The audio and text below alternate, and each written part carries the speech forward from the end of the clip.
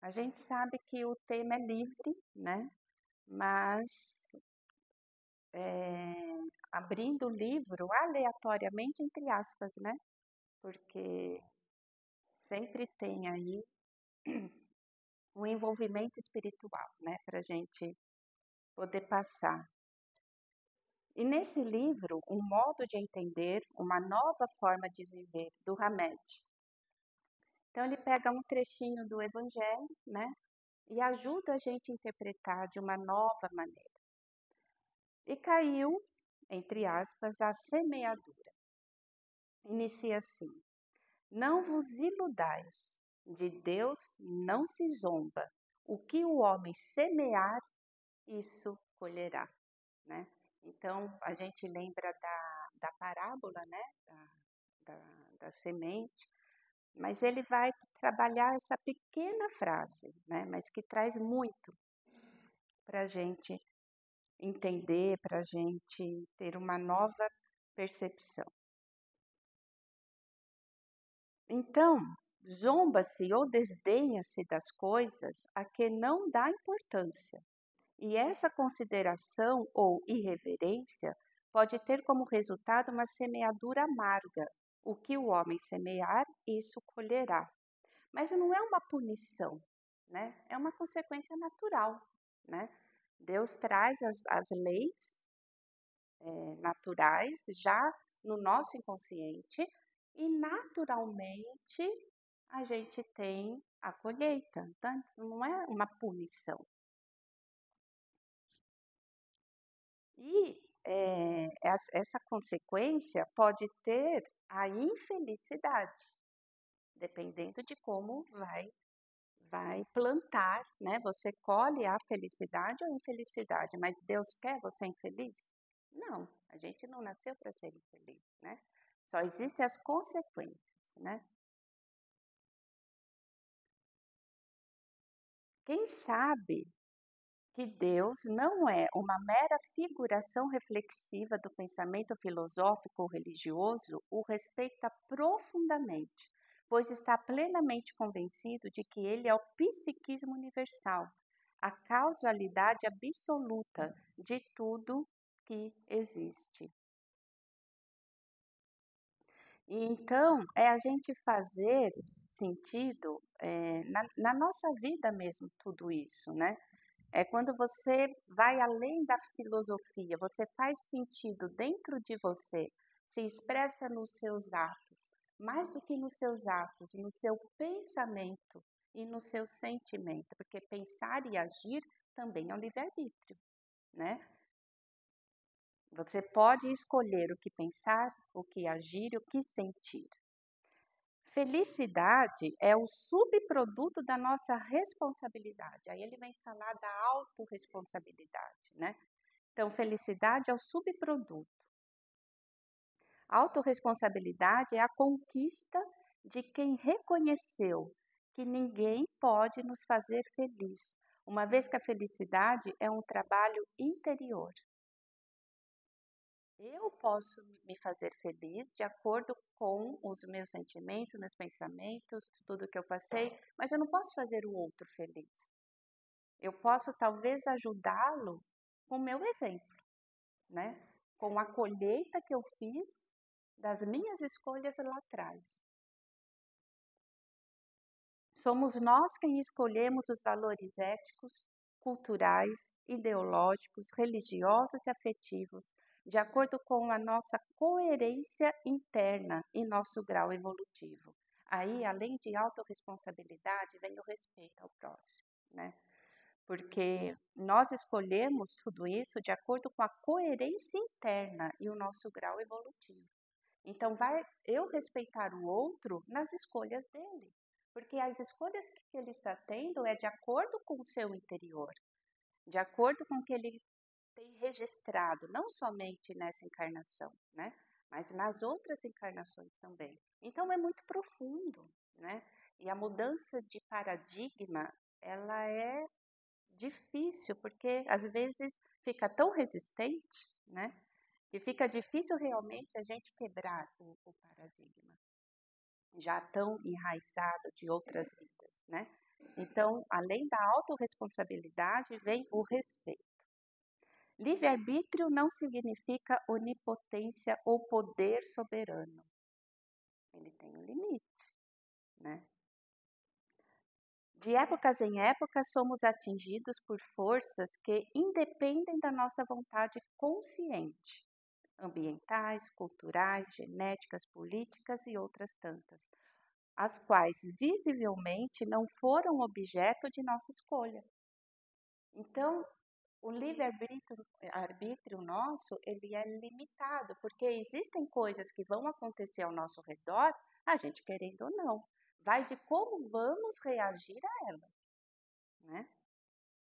Podemos ter livre-arbítrio sobre como vamos responder a essas forças, mas não sobre o controle de sua ação e determinação. Em outras palavras, temos opção momentânea, mas existe uma força determinante que nos faz progredir, querendo ou não, independente de nossa vontade ou liberdade de escolha. Aí eu fiquei pensando, né? Quando nós somos jovens e tomamos contraceptivos, né, para a gravidez, é uma escolha momentânea, é um livre-arbítrio daquele momento. Não quero ter filhos agora, mas depois eu posso vir a ter. Aí eu tenho a quantidade de filhos que a família estipulou e aí eu não quero mais, né? Faço algum procedimento, uma vasectomia, faço, como fala da mulher? Laqueadura. E vocês já não viram caso de mesmo a mulher laqueada não tem filho? Ou mesmo o OB feito a cirurgia também não tem filho? Ou até mesmo o DIU, né? Tá aí o Pedro, e nasce uma criança. Então, o nosso livre-arbítrio, né? A gente usa, mas existem forças que independem da nossa escolha. E aí, a humildade também vai da gente realmente aceitar, né? Agradecer, porque às vezes a gente não sabe o que é o nosso melhor. Nós trabalhamos muito com o nosso ego, né? Se a gente soubesse lidar com o self, seria mais fácil, né? É necessário, aliás, distinguir o que é a obra da vontade de Deus e o que é da vontade do homem, né? Sem exceção, as leis divinas ou naturais escritas na consciência são desígnios de Deus. Indicam ao homem o que deve fazer e o que não deve fazer. No fundo a gente sabe, mas é o ego que predomina. E aí a gente se confunde. Mas lá no fundo a gente sabe. E aí, falando das leis de Deus, ele vem com três leis para exemplificar. Lei de adoração. A prece não pode ter por efeito mudar os desígnios de Deus, mas a alma por quem se ora experimenta alívio, porque recebe assim um testemunho do interesse que inspira aquele que por ela pede. Interesse, o que eu anotei aqui? A colheita. O quanto nós somos realmente interessados pela vida de um outro, pelo que o outro está dizendo. O quão realmente somos interessados em ouvir realmente o nosso sentimento, saber por que no fundo eu estou pensando, agindo ou sentindo desse jeito, né? Depois ele fala um pouquinho da lei de destruição, os flagelos, né? São provas que fornecem ao homem a ocasião de exercitar sua inteligência, de mostrar sua paciência e resignação à vontade de Deus, e o orientam para demonstrar seus sentimentos de abnegação, de desinteresse e de amor ao próximo. A gente ainda lembra, né, a tragédia do Rio Grande do Sul. Então, fez todo mundo aí, né, crescer um pouco com esse aprendizado. Mas ainda tem os que chegam lá, vocês viram a reportagem, que saquearam as casas, né? Não sabem aproveitar, né? Os aprendizados acabam distorcendo, olhando para o próprio ego, o interesse imediato, enfim. Mas aí eu lembrei o que Chico Xavier, uma vez, numa das histórias dele, veio um senhor, chegou para o Chico, lamentando muito que a sua empresa foi assaltada. Lamentando muito, poxa, construí aquilo, né, com tanto sacrifício, há tanto tempo, e entraram lá, destruíram tudo, levaram, arrancaram da parede e tal. Chico só ouviu, realmente interessado, né? Aí acho que Emmanuel foi lá, cochichou no ouvido dele. Depois de um tempinho ele chegou para o amigo e falou, é tão bom devolver, né? Então a gente não sabe o que está por trás. E aí, pensando nesses que saquearam as casas já inundadas, né? Uma hora eles vão devolver e vão achar o quê? Que são vítimas, como esses mesmos que foi levado tudo, será que são vítimas? Ou será que estão devolvendo alguma coisa, né? Então é tudo realmente para a gente pensar além, né? Aí ele fala um pouquinho sobre lei de conservação, porque todos têm que concorrer para o cumprimento dos desígnios da providência. Por isso foi que Deus lhes deu a necessidade de viver. Aí fica o exemplo de cada um, né? O que a gente já fez para realmente ter, para provir aí a necessidade, né, de viver. A maior conquista do ser consciente é conceber que há uma soberania universal, que tudo controla e dirige harmoniosamente. Por isso, ele não teme entregar as rédeas da existência. É humildade, né? Você realmente entrega. A rédea está com ele, né? Está com Deus. Precisamos desafiar crenças equivocadas ou falsos conceitos a respeito de quais são os verdadeiros limites.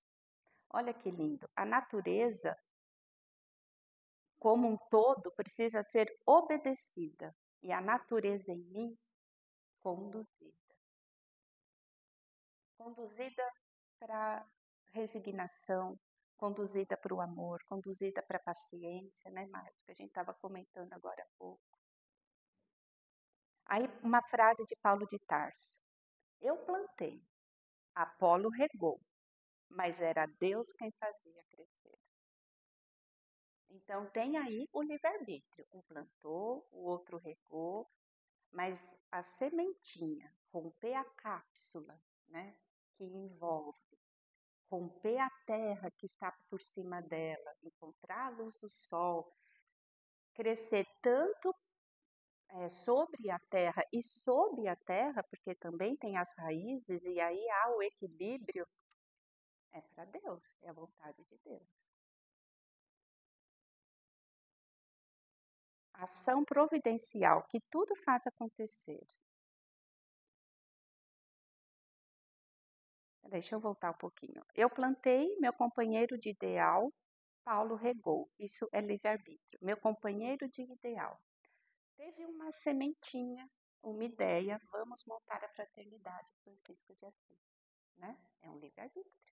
Nós, companheiros de ideal, apoiamos? Não, vamos lá. Eu falo na domingo, eu falo na terça, eu falo na segunda, a gente faz o reiki, né? A gente faz a desobsessão, evangelização com as crianças, mas se não for Deus agindo para tudo isso realmente ser o que é hoje, não seria, ficaria só com a ideia, no papel, né? A divindade criou o livre-arbítrio. Nós criamos a fatalidade. Entretanto, não podemos ficar reduzidos na condição de vítima. Aí ele vem falar sobre a vítima, né? Não existe vítimas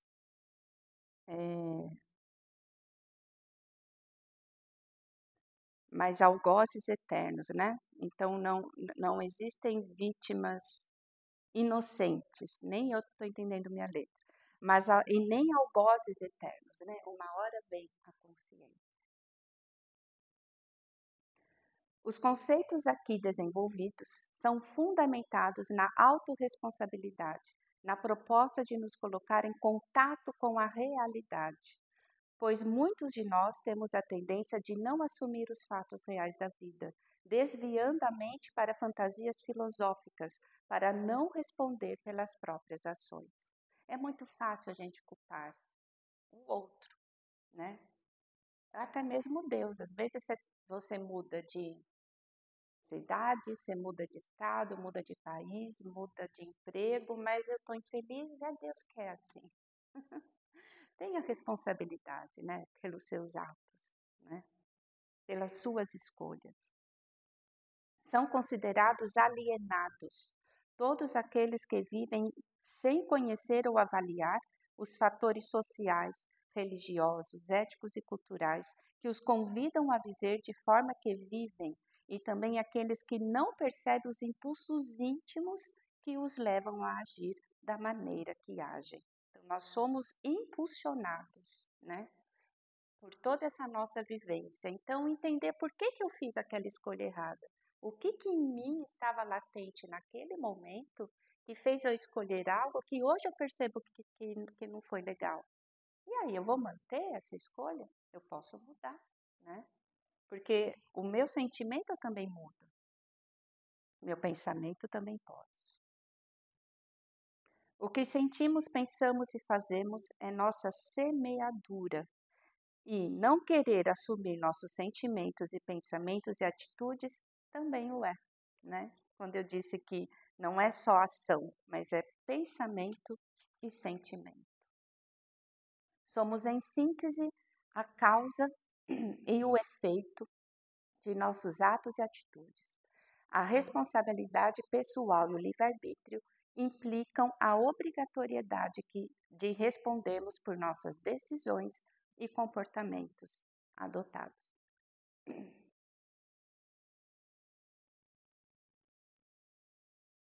Então, mais do que a semente que cai no solo, né?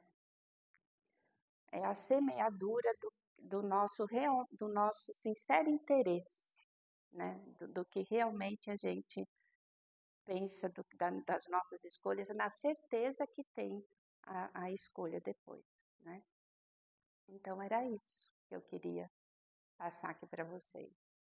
Para finalizar, quem me conhece sabe que eu gosto muito de poesias, né? E eu fiquei muito na dúvida em qual trazer. Então eu tenho duas, vocês vão me ajudar a escolher. Se é a do papel que eu transcrevi ou se é a que está no celular. Vai ser um livre-arbítrio democrático. Ah, Márcio, aí você pegou, hein?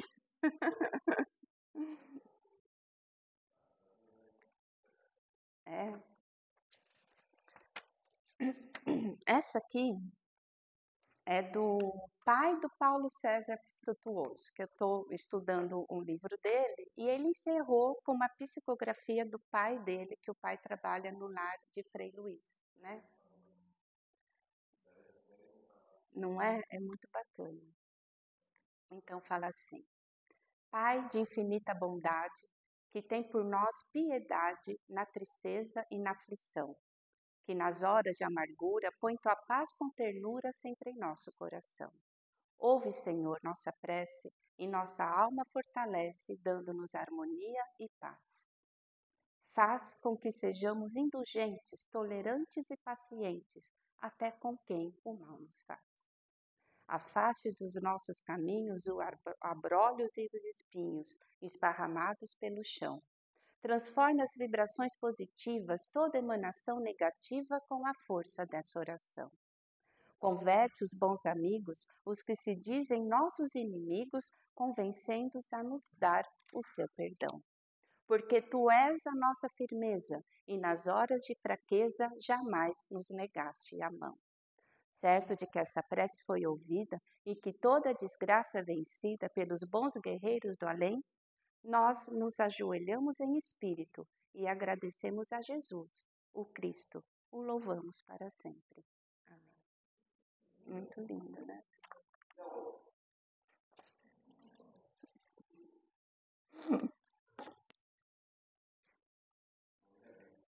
É o livre-arbítrio, é. A outra é de minha autoria. Fala sobre a escolha também. O mal e o bem sofrer. Ao sentirmos a dor, podemos escolher entre o mal e o bem sofrer. Você decide ao amanhecer se será mais um dia comum ou um dia especial. Você escolhe ao acordar, agradecer ou reclamar. Você define em triste seguir ou erguer a cabeça e sorrir. Mas, se a escolha do outro for o mal sofrer, consegues distinguir? A frieza da tristeza, a brutalidade da dor, a indiferença da solidão? Pense um pouco, por favor. Quantos cruzam nosso caminho armados com ferraduras, mas poucos ou nada sabemos das suas dores e amarguras. Olhar através da cara carrancuda se faz exercício diário, uma lição, uma luta. Separar o joio do trigo pode se tornar em vão se não conseguirmos entender a dor do nosso irmão. Obrigada. Permite eu compartilhar, eu não ia ler, gente. Ah, obrigada. Mas é isso. Obrigada, viu, pela atenção, por terem vindo. Foi um livre-arbítrio estarmos aqui. Podíamos estar lá na Galileu, né, passeando de bicicleta com as crianças, mas que possamos sempre fazermos inteiros nas nossas escolhas, né? Em ação, em corpo, em mente. Que assim seja. Quer encerrar ainda com alguma vibração? Já está encerrado?